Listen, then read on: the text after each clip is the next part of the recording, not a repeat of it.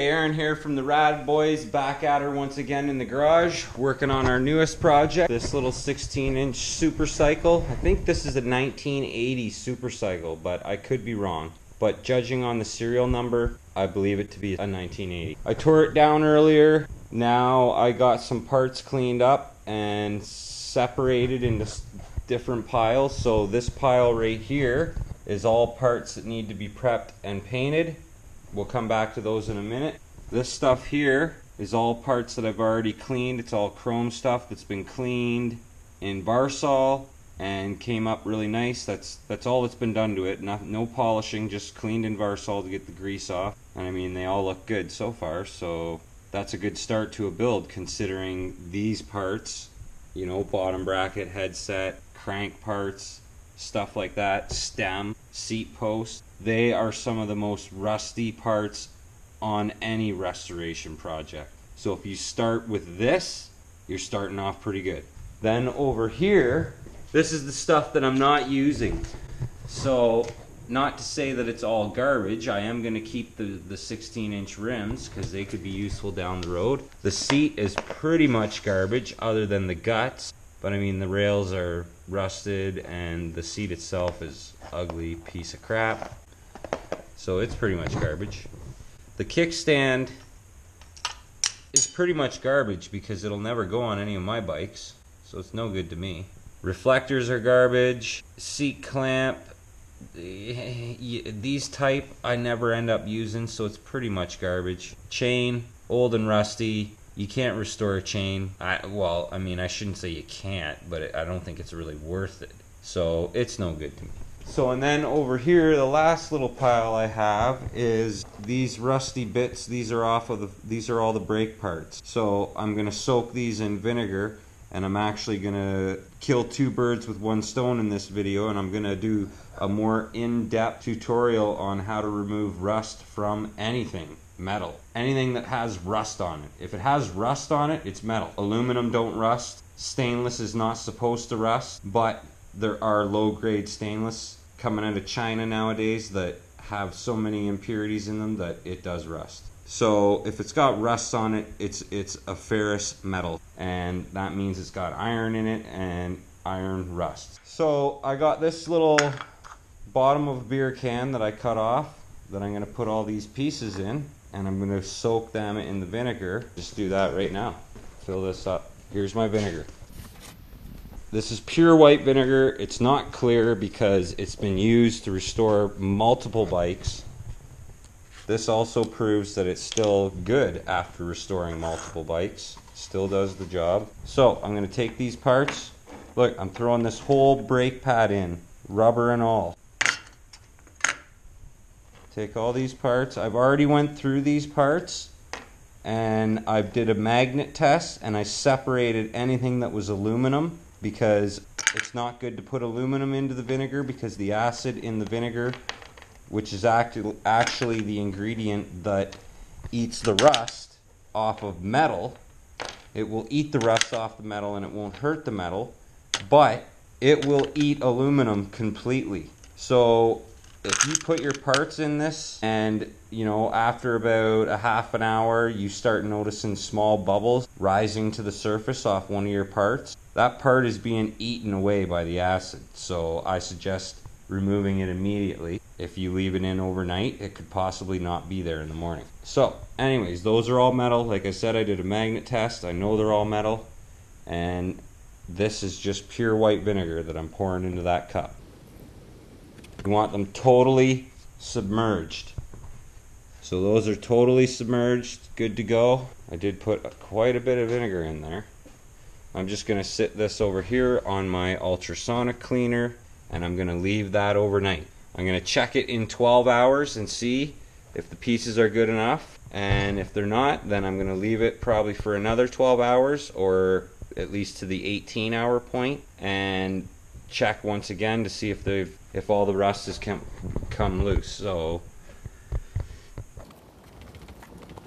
what I'm now about to do, this is, I said I was going to come back to this. So what I was going to come back to is just talking briefly about prepping these parts. So when I start to prep parts, I first strip everything down into pieces. Can't paint anything properly when it's assembled.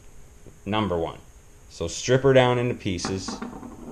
Second of all, I assess the pieces and what they're going to need to get a good finish on them. So like say a part like this.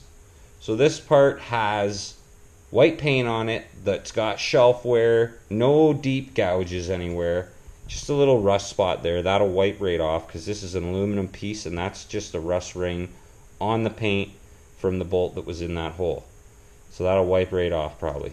So a piece like this, I would not go to the trouble of stripping this paint off. The reason being is this is a factory paint. Same with this right here. It's not spray bomb, it's factory paint. So it's an actual automotive grade paint that has hardener in it. And it's been on that part for, who knows, 20 to 30 years. And it hasn't came off. So I would say it has no problems, no issues. The paint is good. So on a part like that, all I would do is take some coarse steel wool and give it a good scuffing to clean it all up, get any debris off the surface. You want to scuff it to the point where you're leaving like, a texture on the surface with the scratches, so that the paint, when you go to start painting this, the paint has something to stick to, something to grab onto. And that's all I would do to prep a part like that. Just simply scuff it with some steel wool, blow it off, and probably give it a pre-wipe with some Varsol or something, and it would be good to go. Other parts, like this for instance, this chain guard. So this piece here, you can tell, I don't know if you can see that on the camera, but that paint right there, if it ain't spray bomb, that's like brush on latex house paint. I'm not even kidding you. I think I can see brush strokes in it.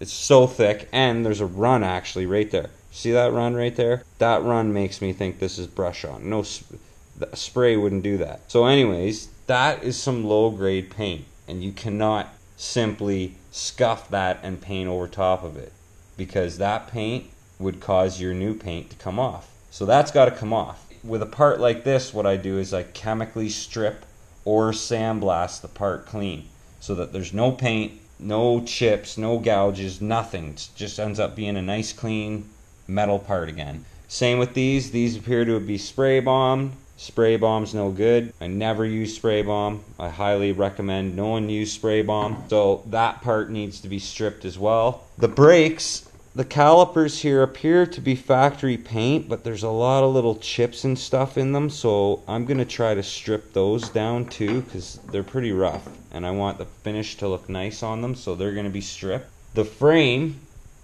clearly, is half spray bomb, and the front half here seems to be the original finish. I think the back was silver, like you can see silver here under the clamp, where the clamp was. So it was silver.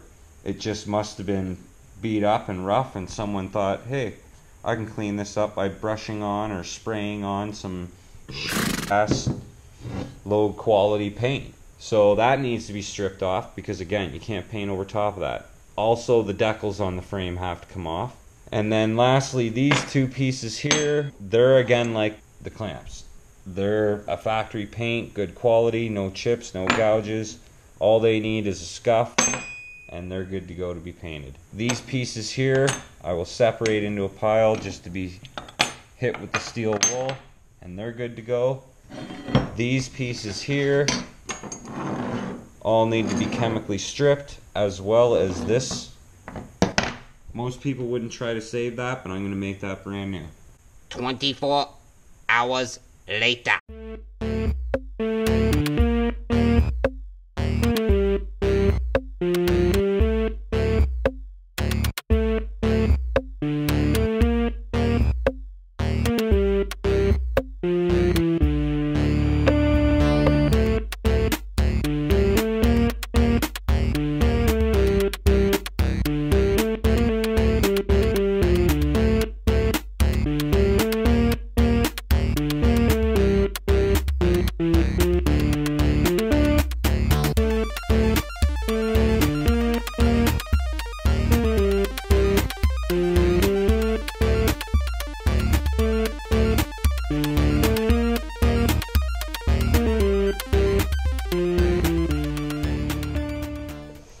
Okay, well there it is. Finished product. Parts look pretty good. There's not a bit of rust on any of those. They're not shiny, but they are not rusty. That's shiny. They look good. They're all, you know, usable parts. I'm probably going to give them a little wire wheel just to shine them up a little bit. These are all metal parts, so minus these chrome nuts there, everything else here can be wire wheeled. So that's what they look like after 24 hours in plain old white vinegar. The rust basically turns into a sludge and wipes right off. And then your parts are rust free. That's the simplest solution that I know of. Full submerge in white vinegar. 12 to 24 hours. Come back, wipe it down, your parts are clean. So there you have it. Those parts are ready to go and everything looks good. And my build is that much closer to being finished, and I've put not very much effort into it. That's the way we do it. RadBoyz.